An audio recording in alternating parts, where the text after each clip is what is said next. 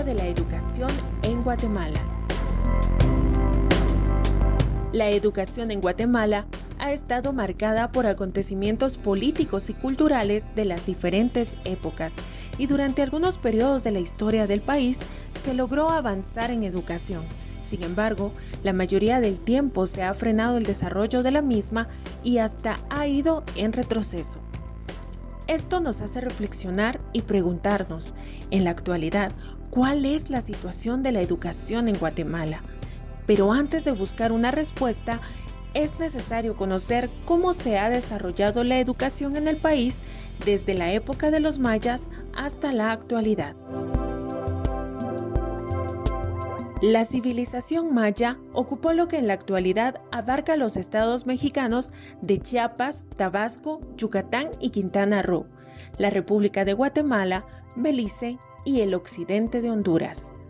La base de su economía era la agricultura y su educación estaba influida por la religión.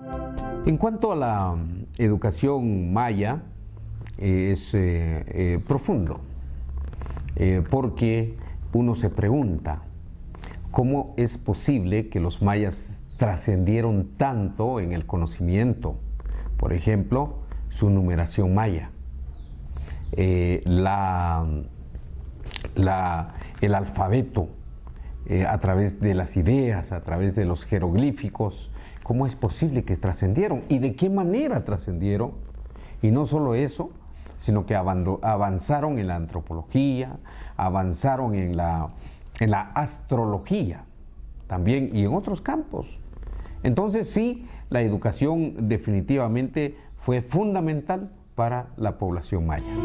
A principios de 1524 llegaron los españoles a Guatemala y empezaron las batallas contra los pueblos mayas para someterlos y apropiarse de las tierras, como parte del proceso de la colonización de América. A partir de ahí se frenaron los avances de los mayas en agricultura, ciencia, cultura y economía, frenando el desarrollo de esta civilización. Después de la invasión, Pedro de Alvarado fundó la primera ciudad, llamada Santiago de los Caballeros de Guatemala. Durante este periodo convirtieron a los indígenas en esclavos y los españoles y los criollos dominaban la sociedad. La Iglesia asumió la responsabilidad de la educación, por lo que aparecieron escuelas catequistas, catecúmenas, catedralicias, conventos y monasterios. En 1543 inicia la castellanización y catequización de los indígenas y se funda la primera escuela para los hijos de los criollos. En 1582, una escuela jesuita para los hijos de españoles pudientes y en 1654, la primera escuela para niños pobres.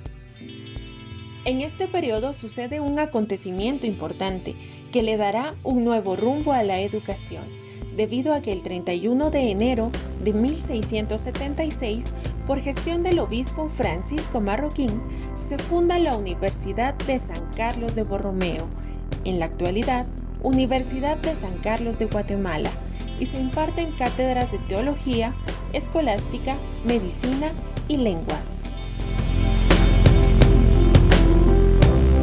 Durante la época independiente, hubo varios momentos significativos para la educación en Guatemala.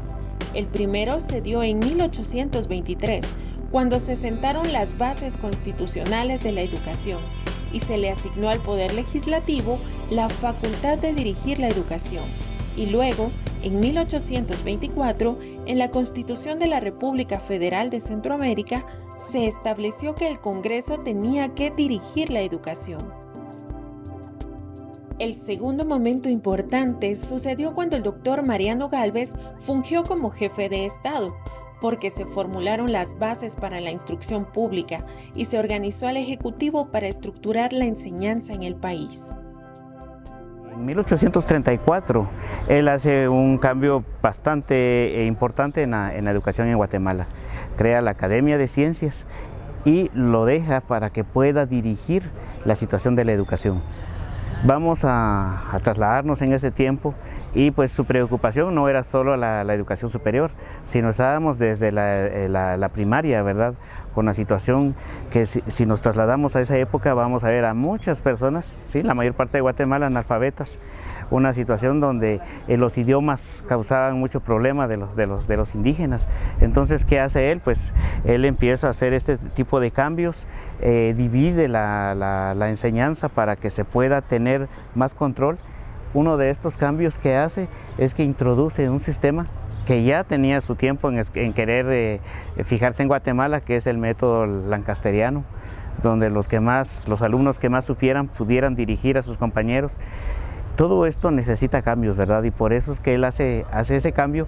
Lamentablemente, pues él no logra tener el control sobre la jerarquía de la Iglesia Católica, principalmente sobre los sacerdotes, que en esa época tenían mucho control económico y político, y esto hace que pues su gobierno caiga, ¿verdad?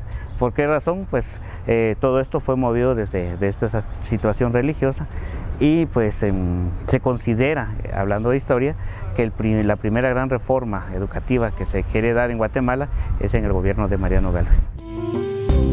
Otro acontecimiento que marcó esta época sucedió en 1852, cuando Rafael Carrera asumió el gobierno.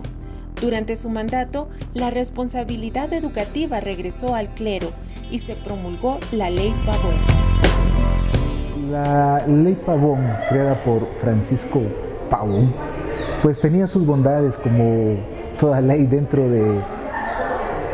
Siempre se llamó instrucción pública, no educación sino instrucción pública, que de alguna manera restringía sobre todo la parte religiosa en las escuelas.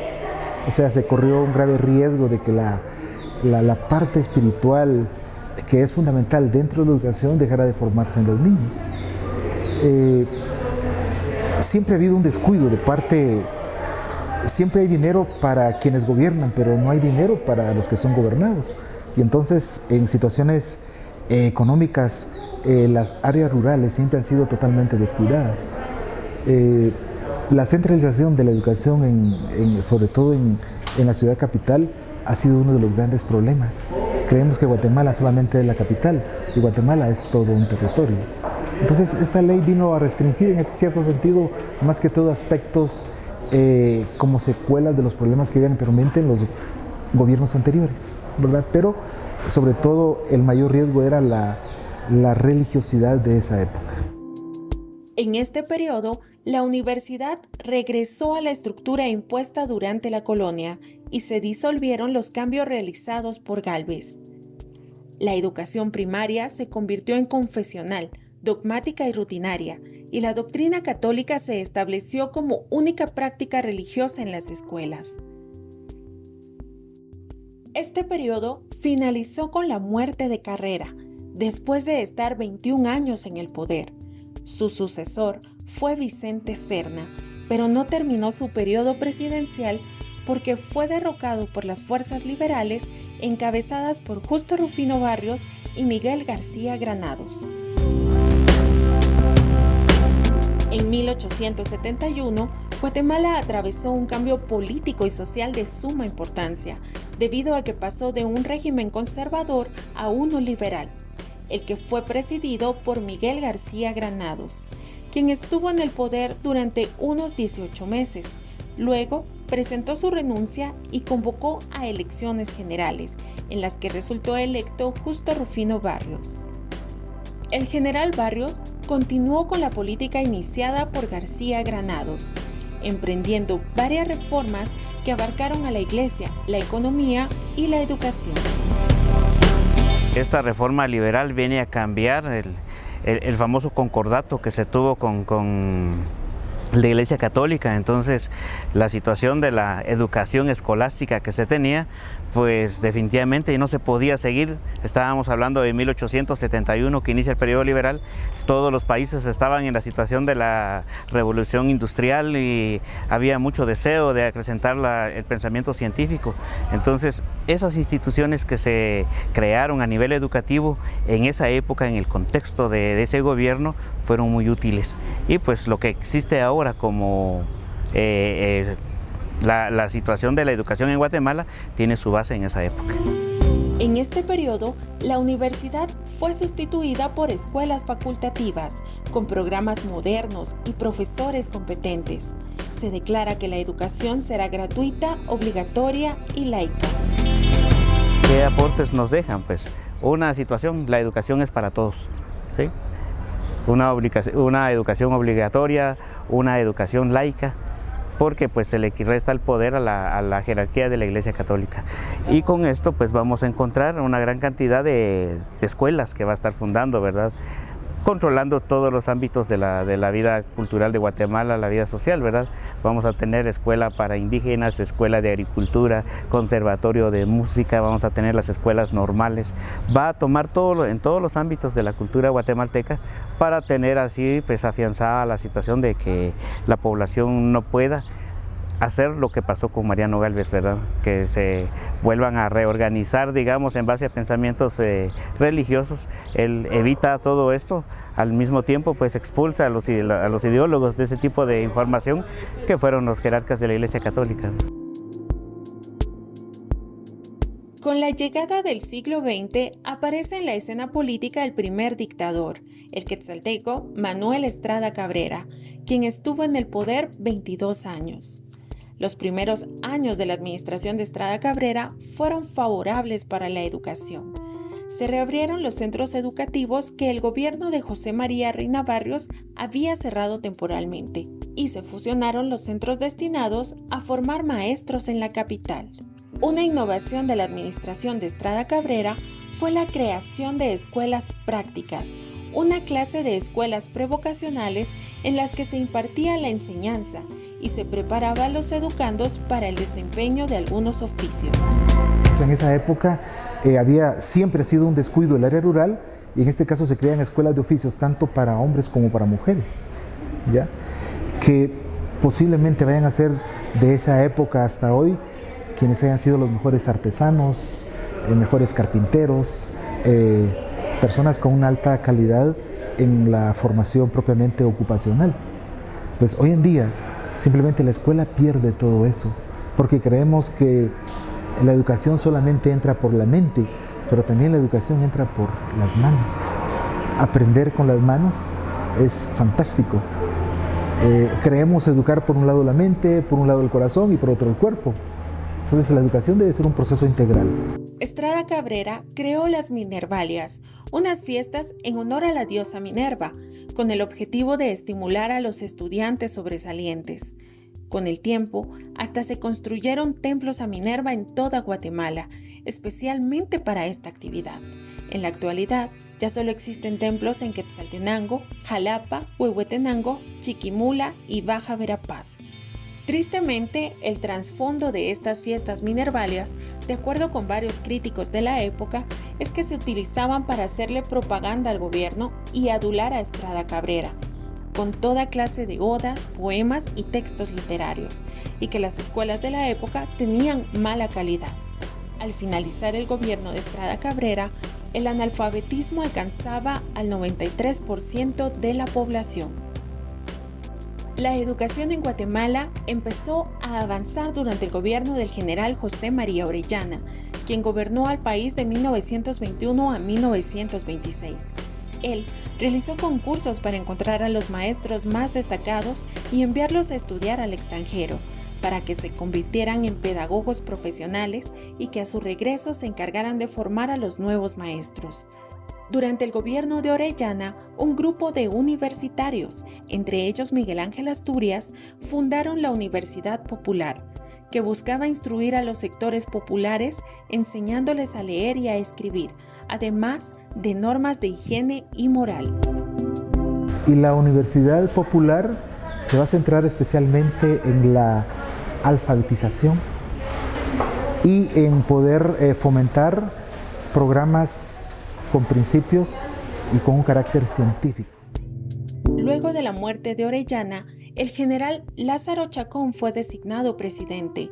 Él continuó con las actividades educativas que había impulsado el gobierno anterior y mandó a construir varias escuelas e institutos, así como jefaturas departamentales del Ministerio de Educación, y promulgó la Ley Orgánica de la Educación Pública y la Ley Orgánica y Reglamentaria del Personal Docente de la República de Guatemala.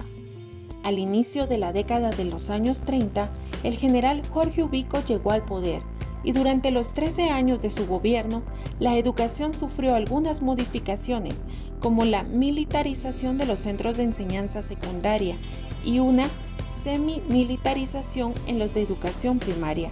Incluso, los alumnos estaban divididos en soldados, cabos y sargentos. Ubico creo que tenía pensamientos napoleónicos y lo mismo que todos los gobiernos anteriores. Si los anteriores fueron un poco militares, yo creo que él excedió en la situación militar en Guatemala. O sea, muchas restricciones, se cerraron escuelas públicas y también se cerraron escuelas normales. Las escuelas fueron militarizadas. Durante la época ubiquista, la educación padeció uno de los más grandes retrocesos, porque se restringió la libertad de cátedra y se persiguió a los maestros por sus ideas políticas. A nivel universitario, se eliminó la autonomía. Una de las mejores épocas para la educación en Guatemala llegó al inicio de la gestión de Juan José Arévalo Bermejo, quien teniendo un doctorado en Ciencias de la Educación, le apostó a la formación. Arévalo fue becado durante el mandato de Lázaro Chacón y estudió en la Universidad de La Plata, en Argentina. Entre sus aportes a la educación, vale la pena resaltar la construcción de 21 escuelas tipo federación, diseñadas en forma de círculo, medialuna o rectángulo, pero en el que cada grado contaba con su propia aula, patios, baños y taller de aprendizaje, lo que marcó la historia educativa del país. El mejor emblema que podemos tener en educación es en Juan José Arévalo Bermejo. Primero maestro, egresado de la Escuela Normal Central para Varones, estuvo fuera del país, estuvo en contacto con las mejores corrientes ideológicas, desde Platón, Aristóteles y otros. Él siempre tuvo un concepto claro de la educación. Él también tuvo la visión de que decía, mire, para una escuela en una aldea, en un paraje, debe de ser de esta forma. O sea, él clasificó hasta el tipo de escuelas que se podían realizar en las distintas áreas rurales, hasta llegar a las escuelas tipo federación, que eran escuelas no solamente para los maestros, para los niños, sino para todos, porque tienen un salón en donde, o sea, los padres, las mamás pueden visitar la escuela. ¿Ya? Entonces, esa es una idea fantástica. Lastimosamente, después de él, no se ha construido una sola escuela tipo federación. Arévalo también autorizó los estatutos de la Universidad Popular para reabrirla, debido a que Ubico la suprimió durante su mandato. Aumentó el presupuesto del Ministerio de Educación y los salarios de los maestros. Creó la Escuela de Agricultura, la Escuela de Servicio Social y las Facultades de Humanidades y Agronomía. Incluso, en Quetzaltenango se abrieron escuelas de Ciencias Económicas y Humanidades. Durante su gestión, se incrementó el número de maestros graduados, las escuelas rurales y los estudiantes. En la segunda mitad del siglo XX, el quetzalteco Jacobo Arbenz Guzmán fue electo presidente de Guatemala y la educación continuó con la misma dinámica de Arévalo. Incluso, en 1954 se reportó un 281% de incremento de estudiantes. Durante su mandato se incrementó la educación rural, la secundaria y la alfabetización, y se atendió a los huérfanos con sistemas modernos. Después de la renuncia de Arbenz a la presidencia, inició la contrarrevolución de 1954. Durante ese movimiento, encarcelaron y expulsaron a muchos dirigentes de magisterio y más de 3,000 fueron destituidos.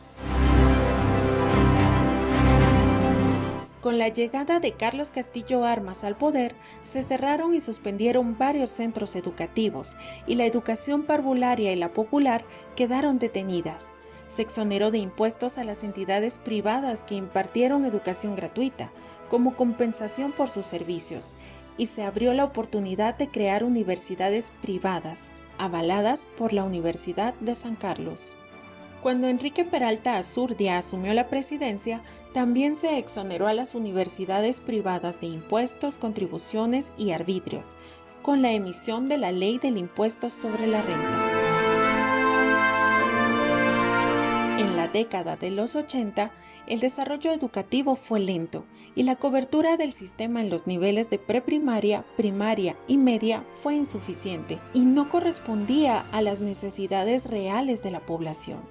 Se produjeron deterioros como la desprofesionalización de magisterio, no solo por el estancamiento salarial, sino también por la falta de estímulos de superación profesional.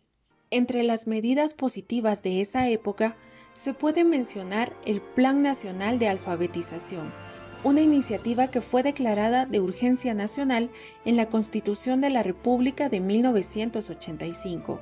Sin embargo, en 2018, Guatemala registraba a más de 2 millones de personas analfabetas, de acuerdo a datos del Comité Nacional de Alfabetización, CONALFA. En su oportunidad, casi los procesos de alfabetización se realizó con estudiantes y con voluntarios. Sin una remuneración, que de alguna manera yo creo que como ciudadanos tenemos la obligación de ceder parte de nuestro tiempo. Sin embargo, también yo creo que hay un presupuesto según la Constitución que es el 1% del Producto Interno Bruto orientado hacia el proceso de alfabetización, situación que en algún momento pues no se evidencia que se haya invertido para poder superar esta crisis. En 1992 se amplió la cobertura del sistema educativo con el desarrollo de la educación extraescolar, empleando para la comunicación tanto la formación presencial como a distancia, por lo que se establecieron escuelas radiofónicas y las de educación de adultos por correspondencia. En el periodo de gobierno de Vinicio Cerezo se organizaron encuentros educativos que promovieron la reforma educativa, prevista para el periodo de 1986 a 1991. Con el objetivo de impulsar esta reforma, se creó el Sistema de Mejoramiento y Adecuación Curricular, SIMAC. La segunda etapa de la reforma educativa inició con la firma de los Acuerdos de Paz, con los que llegó una reforma educativa que planteó un modelo de educación bilingüe y pluricultural, y de la que aún falta cumplir varios convenios. Han pasado ya casi 30 años y los logros han sido muy escasos debido a varios factores. En primer lugar, de que no hay políticas de gobierno bien definidas para darle seguimiento a los procesos, y esto de alguna manera pues viene a evitar que esos objetivos y esas metas se alcancen. Entonces, a través de la firma de los acuerdos de paz se impulsa una democracia incipiente. Y todas las instituciones tenemos que actuar. La reforma educativa no tiene sentido si no hay reforma actitudinal del docente y de los estudiantes. Entonces sí, yo valoro la apertura democrática. Si revisamos antes del año 1985, antes de la promulgación de la Constitución Política de la República, la vigente actualmente, habían golpes de Estado. Y ahora que se está construyendo la democracia, es tarea de ustedes, tarea nuestra de consolidarla, tarea de ustedes de participar más en la academia, tarea de ustedes y mía de prepararnos de la mejor manera, porque el mejor recurso de un país es su talento humano. En el año 2000, Alfonso Portillo asumió la presidencia de Guatemala y durante su periodo se implementó el Currículo Nacional Base. En febrero de 2009 se inauguró el proyecto de Escuelas Abiertas, impulsado en el gobierno de Álvaro Colón y que involucró a varios ministerios, alcaldías y otras dependencias del gobierno.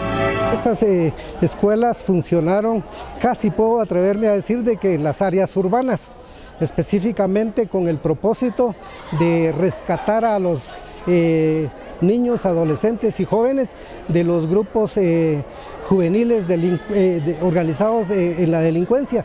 La intención también era contribuir a su formación específicamente en diferentes áreas, específicamente en la cultura, en el arte y en el deporte, por supuesto. Sin embargo, pues esto no alcanzó tampoco los propósitos que el ministerio se trazó, porque de alguna manera, como muestra de ello, no hubo seguimiento. Y esto pues definitivamente nos da la pauta de que en nuestro país, en materia educativa, no se aplican políticas de Estado, sino políticas de gobierno. Durante el gobierno de Otto Pérez Molina, se aplicó una reforma al magisterio, cambiándolo por un bachillerato en educación con una duración de 2 años, para que los estudiantes continuaran estudios en la universidad y se especializaran en la docencia a través de profesorados o licenciaturas. Uno de los objetivos era mejorar la calidad educativa. Sin embargo, con esos procesos, de alguna manera, pues se viene a contribuir también a la formación profesional. Y en ese sentido, pues el Ministerio de Educación ha venido trabajando de manera intensiva. Sin embargo, pues también los resultados no han sido los más deseados. En el 2016, Jimmy Morales llega al poder y en su tercer informe de gobierno resaltó el programa Comprometidos con Primero. Para este programa se asignaron 35 millones de quetzales de presupuesto para impactar a más de 400,000 niños y alrededor de 20,000 maestros especializados en este grado. Esta es una acción que inició el Ministerio de Educación con el propósito de, en primer lugar, evitar la deserción escolar y la repitencia. Y desde ese contexto, pues creemos de que se han manejado muchas estrategias de parte del magisterio con la intención de alcanzar ese propósito, pero al final de cuentas viene siendo una acción muy positiva, pero con muy pocos resultados y que en algún momento vino a desvirtuarse la intención, ya que así como hay muchos maestros, gran cantidad de maestros que aman su profesión, también hay algunos con el debido respeto que de alguna manera pues no dan la talla del ser maestro, pero con la intención de no quedar mal en los resultados, pues promueven a los estudiantes, no importando que hayan o no alcanzado las competencias. Todavía no hay estadísticas de este programa, ya que es muy prematuro tener resultados que revelen cuán efectiva ha sido su ejecución. Y aunque es primordial fortalecer la lectoescritura en los estudiantes que se inician en el aprendizaje, hay muchos desafíos pendientes en todos los niveles de la educación del país. A nivel universitario hay muchas carencias. Hacen falta laboratorios, hay aulas sobrepobladas sin escritorios disponibles para todos los estudiantes, quienes deben quedarse de pie o sentarse en el piso para tomar apuntes. Estos inconvenientes evitan una formación de calidad en los universitarios, quienes serán los siguientes profesionales y líderes que trabajen por el bienestar del país. Por ejemplo, acá existe un gran hacinamiento de estudiantes. Esto fue creado para 5,000 estudiantes. Aproximadamente hay 20,000 estudiantes. Si la universidad fuera más extensiva, entonces el hacinamiento podría minimizarse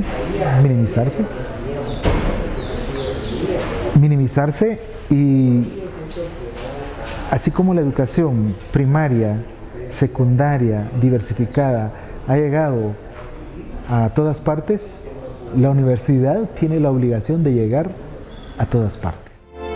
Al conocer la historia de la educación en Guatemala, nos damos cuenta que los gobiernos de turno le han dado poca importancia a la formación y no han tenido una visión ni la disposición de mejorar la calidad y la cobertura, lo que ha contribuido al detrimento de la educación. Antes de la firma de los acuerdos de paz, el 1.5% se asignaba del PIB se asignaba a educación. ¿Y cuántos años después? 18 años, creo yo, después de la firma de los acuerdos de paz, o más, ¿verdad? Apenas el 3% del PIB se asigna a educación en el sistema educativo que impulsa el Ministerio de Educación. El promedio del PIB en Centroamérica es del 6%. El Salvador 6.8%, Costa Rica el 8%, ¿sí? Entonces en promedio el 6%, ni en eso llegamos nosotros. Entonces han habido cambios, efectivamente, pero no tanto en el sistema educativo. ¿Y por qué? Es que el sector político no propicia la educación, no prioriza la educación. Además, el gobierno, la mayoría de instituciones educativas y muchos docentes siguen creyendo en un modelo educativo que empezó a funcionar hace más de 200 años, pero que no se adapta a las necesidades de las actuales generaciones, lo que podría ser una causa de los altos niveles de deserción y repitencia. Han habido cambios, no tan sustanciales, pero tenemos que impulsar más aporte a educación. ¿En qué sentido? Más becas para los estudiantes con talento y que no tienen recursos, ¿sí? Más becas para los estudiantes universitarios a nivel nacional y a nivel internacional. Que se vayan a formar los jóvenes, que vayan a ver cómo se forma en otro país, porque creemos que lo nuestro es el plus. No, hay otros que trabajan mejor que nosotros, ¿sí? Más becas, mejores catedráticos preparados y mejor pagados. En los países como Finlandia, que es el país menos frágil, que es el estado menos frágil, con instituciones sólidas, es Finlandia, pero es por su educación. Entonces sí ha habido cambios sustanciales, pero no tanto en educación, del sistema educativo, ni en la universidad. Tenemos que propiciar un cambio en todos los aspectos para que nuestro país desarrolle la democracia. En la actualidad, vivimos en la aldea global que Marshall McLuhan describió en la década de los 60 y que nos obliga a adaptarnos a las innovaciones tecnológicas. En esta aldea global no tenemos fronteras, debido a que el Internet nos permite estar conectados con el mundo, conocer los conocimientos en el momento en que suceden y tener acceso a una gran cantidad de conocimiento. Es alarmante saber que en plena era de la información, el 24% de los jóvenes guatemaltecos es analfabeta, por lo que es urgente que el gobierno actualice sus sistemas y cree plataformas que permitan tener una educación a la vanguardia, porque la juventud de hoy es la que dirigirá al país en el futuro y hay que darles una educación de calidad y cerciorarse de aumentar la cobertura en todos los departamentos para llegar a las áreas marginadas y en las que hay pocas oportunidades para salir de la pobreza y la exclusión.